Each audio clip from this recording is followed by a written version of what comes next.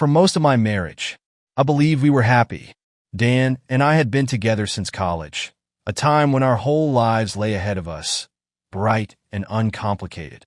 We had been dreamers then, two idealists who could stay up all night talking about the life we wanted to build. We were partners, best friends, the kind of couple people looked at and said, "You two are perfect together." We believed it too, but that was over a decade ago. And life had a way of dulling those promises. Dan was once the most ambitious person I knew. He worked his way up in a tough industry, securing a role that paid well enough for us to buy our first house, to feel safe in ways that so many of our friends didn't. I admired him for it, for the relentless dedication he poured into every project, every goal he set his mind to. But over time, that drive turned into something else. He became absorbed, restless, always one step away from a promotion that never seemed to come. I used to tell him it would all work out, that he'd get his chance to move up. But after a while, even I stopped believing it. Meanwhile, my own career started taking off.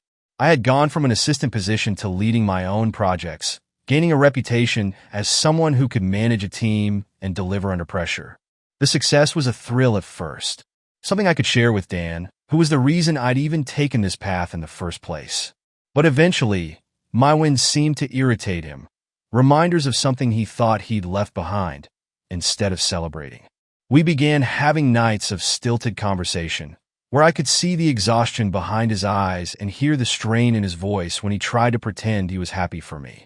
Our differences started pulling us in opposite directions, spending long hours at work, coming home only to collapse in front of the TV or scroll through his phone until he fell asleep. It wasn't his fault, at least not entirely. He was just worn down. It wasn't only his career that had stalled, but his entire outlook on life. He stopped smiling as much, stopped planning vacations or even date nights. For him, work was all-consuming, and he had little energy left for anything else. Then there was Matt. Matt and I started around the same time. We were both new to the company, learning the ropes together, figuring out the lay of the land as we tackled project after project. He was witty and had this laid-back charm, a lightness that made the stress of deadlines easier to bear. At first, our relationship was strictly professional, but as we spent more and more time together, we became friends. We'd laugh about office politics, gripe about the workload, and share stories about our lives outside the grind. I found myself looking forward to those small moments of connection, the easy laughter that always felt like a breath of fresh air. At first, I dismissed it as nothing more than a workplace friendship. But slowly, almost without realizing it, I started to feel something more. I started noticing the little things. The way he'd make me laugh when I was stressed. The way he'd remember details about my life that I'd almost forgotten myself. There was an ease between us that I hadn't felt with Dan in years. A spark that brought me back to a younger version of myself. It was like Matt saw a part of me that had been buried under years of routine and compromise. Our connection felt safe, innocent enough, but somewhere deep down I knew I was drifting towards something dangerous. And then, that night at the end of quarter party, something shifted. Dan and I had arrived together, but it didn't take long for him to find a quiet corner with his drink and his phone. He looked tired, checked out, like he couldn't wait for the night to be over. Meanwhile, I found myself scanning the room, searching for some escape from the silence that had become our normal. And then I saw Matt, standing across the room, laughing with a group of coworkers. His face lit up when he spotted me, and he walked over, his eyes warm and inviting. Dan barely looked up as I murmured something about getting another drink. "Hey, stranger," Matt said, a playful smile tugging at the corner of his mouth. He looked me over, his eyes softening as he added, "You look incredible tonight." It was such a simple compliment, but it felt like a shock of electricity. I laughed, brushing it off, but I could feel the heat rise in my cheeks. For a while, we just talked. The way we always did, about work, about our endless projects, about the things that made us laugh and the things that drove us crazy. But tonight felt different. There was an energy between us, a charge that lingered after every laugh, every accidental brush of his hand. "I'm glad you're here," he said softly after a while, his voice barely audible over the music. "I don't think I would have stayed otherwise." The words caught me off guard, and for a moment, I just stared at him, lost in the warmth of his gaze. Here I was in a room full of people, and yet I felt like we were the only two in the world. My heart pounded in my chest, and before I knew it, I reached out my hand, brushing against his. It was innocent, just a moment, but it was enough to send my mind spinning. I pulled my hand away quickly, feeling a rush of guilt and excitement all at once. I glanced back at Dan, but he was still engrossed in his phone, oblivious to the world around him. Matt noticed my hesitation and stepped back slightly, giving me a gentle, understanding smile. "I should probably let you get back," he said, nodding toward Dan. I nodded, swallowing hard, feeling a knot tighten in my chest as I turned to go. But then I felt Matt's hand on my shoulder, a brief touch that lingered longer than it should have. "Hey," he said, his voice soft, almost a whisper. "If you ever need to talk, I'm here." "I mean it." I nodded, feeling a strange mix of gratitude and longing as I walked back to Dan. The weight of what had just happened settled over me, a quiet thrill mixed with a pang of guilt. I tried to push the feeling down, telling myself it was nothing, just a moment of weakness. But deep down, I knew I had crossed a line that would be all too easy to cross again. The first time I really noticed Matt was at one of those company parties. The night was winding down, and people had settled into small groups, the conversation quieter, but more personal. Dan had slipped off the talk shop with a few of the executives, leaving me to mingle. I was making my way to the bar when I spotted Matt on the other side of the room. He looked up, catching my eye, and gave me a casual wave. That charming, lopsided smile was making me smile back without even thinking about it. As I approached, he held out his drink in a mock toast. "Surviving another one of these things, huh?" He teased, his voice low and warm. We laughed, sharing a quick eye roll over the pretentious vibe of the party. A private joke between just us. Unlike Dan, who had been drifting farther and farther into his own world, Matt was there, present, interested, always listening. It was like he could see right through the polite smiles and small talk I had behind. Every conversation felt like he pulled me in a little closer, making me feel lighter or freer in a way I hadn't felt in years. After that, things at work shifted subtly. Matt and I grew close, drawn together by the shared pressures of tight deadlines and countless projects. He was always there, offering a sympathetic ear or a quick, witty remark that made the long hours feel shorter. I couldn't help but admire his easygoing confidence, the way he handled stress with a shrug and a smile. He seemed to glide through life while I felt myself sinking under the weight of my responsibilities at work, at home, everywhere. With Dan, it had become a struggle to talk about anything deeper than the bare essentials. His career had hit a rough patch, promotions slipping through his fingers, while mine had taken off in ways I hadn't anticipated. I wanted to be happy for myself, but a quiet resentment started growing in me, a bitterness I hated to acknowledge.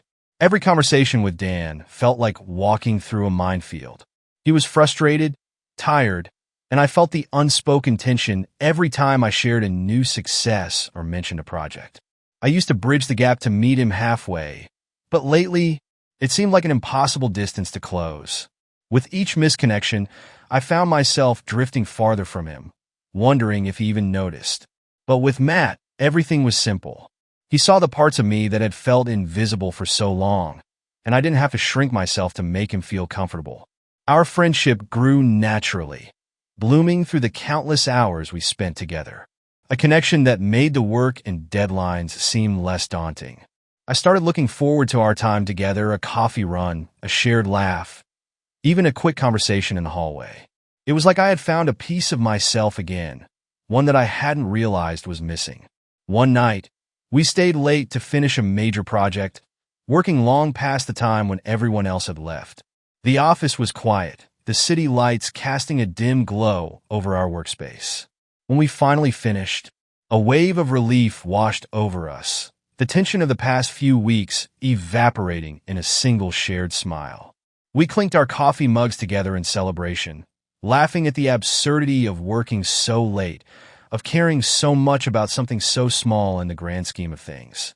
We talked for a while after that, sharing stories and laughter that felt more intimate in the empty office, a soft warmth filling the space between us. He told me about his family, about the things he missed about his hometown, about how he sometimes felt like an imposter in this high-stakes world. I shared things too, little pieces of myself I hadn't shared with anyone in ages. We both laughed at how easy it was to open up to each other, to let down the walls we kept so firmly in place around everyone else. And then, in a moment that felt both reckless and inevitable, our laughter faded and our gazes lingered just a little too long. Without thinking, I leaned in and he met me halfway. Our lips brushed softly. Just for a second, a quick, impulsive kiss that ended almost as soon as it began. But in that brief moment, something flared to life inside me. A spark of excitement I thought I'd lost years ago. I pulled back, my mind racing, guilt mixing with a thrill I couldn't ignore. We didn't say anything, just looked at each other. Both of us caught off guard by the intensity of what had just happened. I should go, I whispered, my voice shaky, my heart pounding. Matt didn't try to stop me. He simply nodded, his eyes filled with understanding, maybe even regret. As I gathered my things and walked out of the office, I could still feel the ghost of that kiss lingering, like an echo.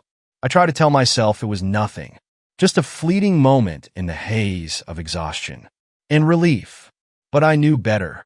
That kiss had awakened something inside me, a feeling I hadn't allowed myself to feel in years. The whole way home, my mind spun, replaying that moment over and over, caught between guilt and excitement, a dangerous thrill that made me feel alive in a way I hadn't in so long. When I walked through the door, Dan was already asleep, his body sprawled across the bed, oblivious to everything. As I watched him, I felt a wave of sadness wash over me, mingling with the thrill of that forbidden kiss. Lying in bed that night, staring up at the ceiling, I knew I was standing at the edge of something, teetering between what was safe and familiar and something that felt wild and alive. And for the first time, I didn't know which way I wanted to fall. I saw Matt every day. Each whispered joke, each stolen glance, pulled me deeper into something I knew I should stop, but couldn't seem to escape. Our work friendship had grown into something unrecognizable, something that simmered just beneath the surface of every interaction. At first, I told myself it was just a thrill of the forbidden, a fleeting attraction that would pass once I scratched the surface, a distraction from the life that had come to feel so colorless. But it was more than that. With Matt, I felt seen. He asked questions about me, remembered little things I told him, details I hadn't thought were worth remembering. He'd bring me my favorite coffee without asking, or slide me an extra napkin with a smile when I spilled food in my hurry to eat at my desk. He'd linger after meetings, making me laugh with stories about his dog or telling me about his childhood summers upstate. In a world of tight deadlines, strained conversations with Dan, and the constant pressures of work and life, Matt became my escape. The kiss had changed things. That one fleeting moment had sparked something in both of us. Afterward, we tried to ignore it, to pretend we could go back to being just colleagues, just friends. But it was like trying to hold back the tide. We'd go a few days without saying much, the air thick with tension. But then one of us would break. A simple touch, a brush of fingers, and all the barriers would fall. Soon, it wasn't just a few stolen kisses. I remember one late afternoon, the office almost empty, when we found ourselves in the break room alone. He'd been telling me about a frustrating client, his eyes flashing with that familiar warmth. And suddenly we were close, too close. I'd felt the warmth of his hand on mine, then his lips, soft but urgent, as if he'd been waiting as long as I had. That time, we didn't stop. After that, our stolen moments became a regular part of my life. We'd find reasons to meet in quiet corners of the office or slip out for long lunches that neither of us really needed. I started staying later, telling Dan I had a deadline or that the project needed more attention. And while it was true that those projects were taking up my time and energy, Matt had become an even bigger part of my life. We'd sneak off to his car or a quiet room nearby, or even a hotel if we could manage it. And each time, I'd tell myself it would be the last. But each time, I found myself falling deeper. The thrill was too intoxicating to resist. It felt like I was living two lives, balancing on a nice edge, yet unable to stop. There was my life at home with Dan. The quiet evenings, the polite smiles over dinner. Dan had become a ghost, barely noticing when I came in later when I had another meeting. He was consumed by his work frustrations, the mispromotions, the pressures he seemed to carry like a second skin. I'd sit across from him in silence, my mind still on Matt, wondering if he knew how far I had drifted, if he could sense the chasm widening between us. At night, I lay next to him, staring at the ceiling, remembering Matt's touch, his warmth, the easy comfort that had become so addictive. My life with Dan felt like a series of empty gestures, a set of roles we played out without meaning, while my time with Matt was vivid, alive. Like I'd been sleeping for years and had only just woken up. But with each thrill came guilt, an ache that gnawed at me as I left our meetings, as I stepped back into the life I built, feeling like a stranger in my own home. Then, one morning, I felt an unusual wave of nausea hit me out of nowhere. I'd been tired lately, exhausted even, but I brushed it off as a result of all the late nights, the stress, the tightrope I'd been walking between my two lives. But now, as I looked at myself in the mirror, something felt wrong. I counted back mentally, tracing my steps through the past few weeks. I couldn't remember the last time I'd been careful. I couldn't remember the last time I'd thought to be. My hands shook as I applied my makeup, trying to ignore the growing worry gnawing at the back of my mind. That afternoon, on my way home, I stopped by a drugstore. My heart pounded as I wandered the aisles, finally grabbing a pregnancy test and tossing it in my basket. I told myself it was just precaution, that I was worrying over nothing. But deep down, I knew I wouldn't be able to breathe until I knew for sure. The next morning, after Dan left for work, I took the test. My stomach twisted as I waited for the results. When the little screen blinked back at me, my heart stopped. Positive. I sat down hard on the edge of the bathtub, the world spinning around me. A mixture of emotions hit me all at once. A strange thrill, a flicker of excitement, and then a surge of guilt and panic that left me breathless. A baby. The thought was terrifying, exhilarating, and paralyzing all at once. But behind every thought was the unspoken question, a question that hung over me like a shadow. I couldn't bring myself to answer. I stayed there for what felt like hours, staring at the test in my hands, trying to wrap my mind around what this meant. Part of me felt a strange, unexpected happiness, a spark of joy that made me think about the possibility of something new, something that felt like a second chance. But it was fleeting, drowned out by the wave of fear and guilt that surged over me, leaving me breathless. The clock ticked, pulling me back to reality. I was running late and couldn't afford to fall apart. Not now. I took a deep breath, shoving the test into the drawer by the sink, telling myself I'd deal with it later when I had time to think. I tried to shake off the dread that clung to me as I hurried out the door, heading into the office with my heart pounding, my mind a whirl of chaotic thoughts. But in my rush, I hadn't noticed I'd left the test on the bathroom counter, lying there in plain sight. All day at work, the secret weighed on me, a constant reminder of the life I'd been building in the shadows. Every time I saw Matt, I felt a mix of excitement and dread, knowing that everything we'd built could unravel with a single word, a single look. I told myself I'd tell him soon, that I'd figure out how to explain, but I wasn't sure where to start. I wasn't even sure what I wanted anymore, caught between the life I'd known and the one I'd created in secret. When I got home that night, the house was quiet. I slipped off my shoes, my mind still racing as I walked through the door. But as I rounded the corner into the kitchen, I stopped dead. His eyes fixed on the pregnancy test lying in front of him. He didn't look at me. He didn't say a word. But his expression was one of betrayal, disbelief, and hurt. A pain that cut me to the core.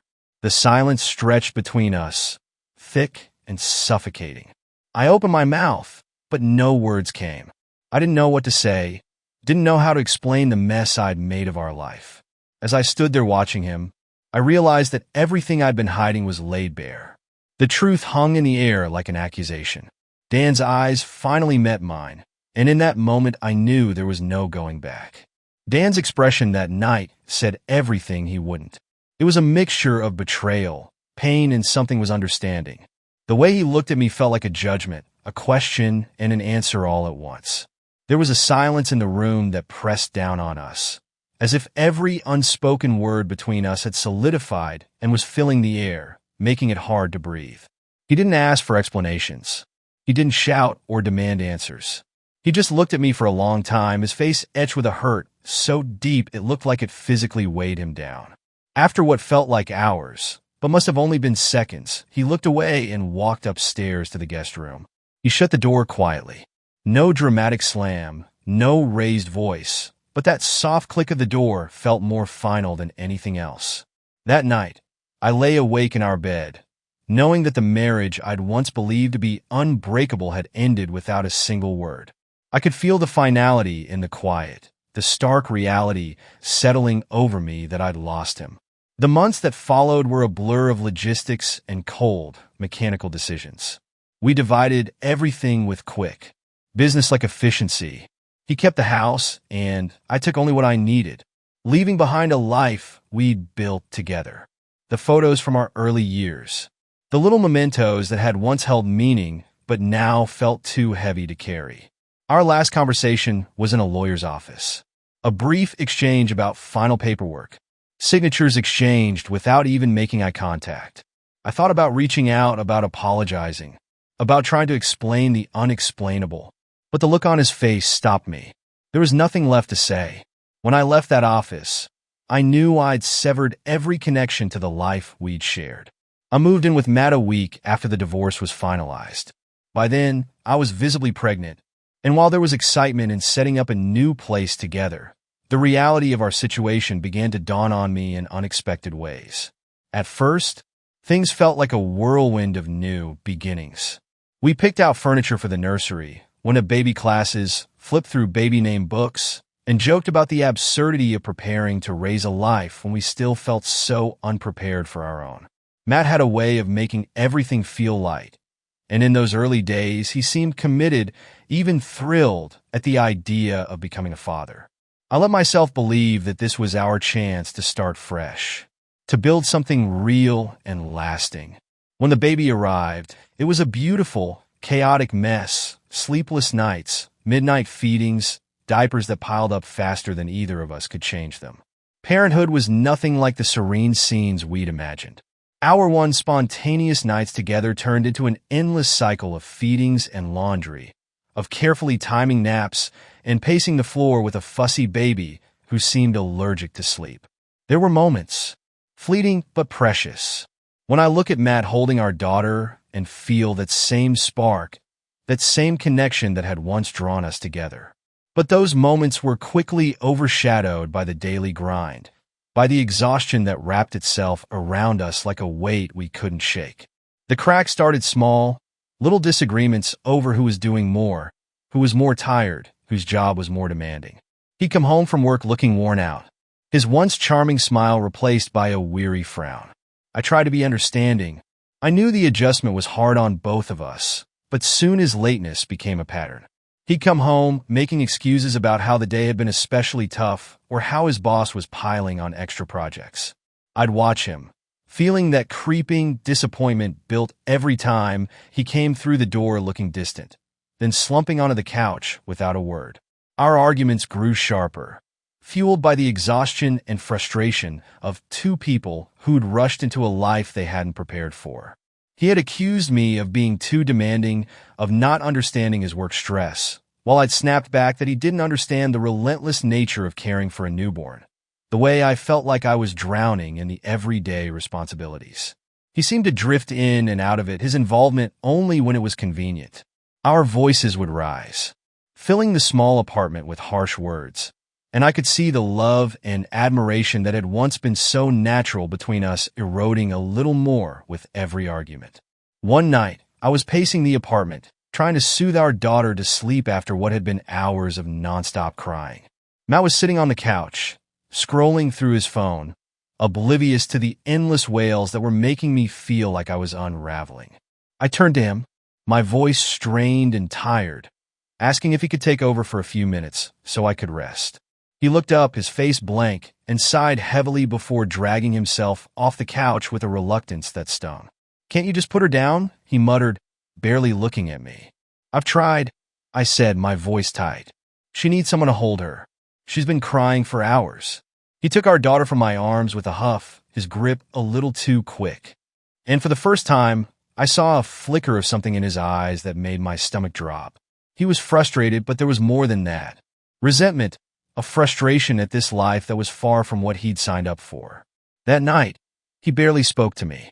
He handed our daughter back to me after a few minutes, retreating to the bedroom without a word, leaving me alone in the living room with a baby who wouldn't settle and an ache in my chest that grew deeper with every cry.